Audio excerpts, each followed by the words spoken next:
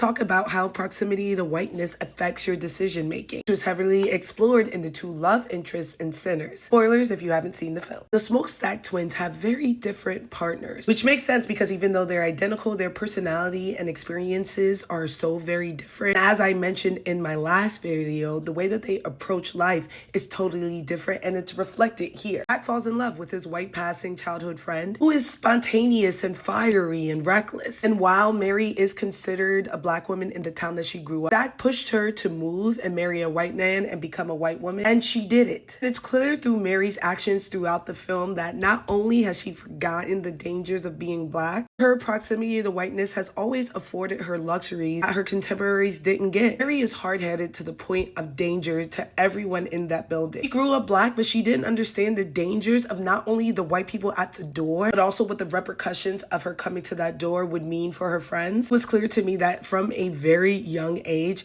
Mary got to do whatever she wanted. Yes, she probably experienced racism in her town, not enough for her to be afraid. Whatever fear was instilled in her childhood was gone the moment she moved to Arkansas. Because this ally, this woman who had no racism or ill intent towards black people, continuously put her black counterparts in danger because she thought the rules that they were stating to her were dumb. There's nothing more dangerous than a white ally activated by the unfairness of oppression. That's not to say that she didn't care for Stack. Clearly they were in love and she was angry, but their relationship was such a stark difference from Annie and Smokes. Annie, who's a dark-skinned plus-size black woman who never had the option to choose to be white, chose the role of provider. Not only did she give the protection that ultimately saved Smokes' life, but she was the source of information to help them fight these vampires. He even cooked the catfish that everybody was eating, working behind the table, doing everything possible. Annie was at the party working and Mary was at the party dancing. The only time Annie wanted to help is if it involved money or action. Black women are often forced into a mammy type role in which we're supposed to provide and love and care. Mary brought destruction and ultimately solitude. Annie brought protection and ultimately sanctuary. It makes sense that people initially thought that Annie was not a love interest because colorism and its depiction of film will always have the lighter skinned woman as a love interest and will mammify or desexualize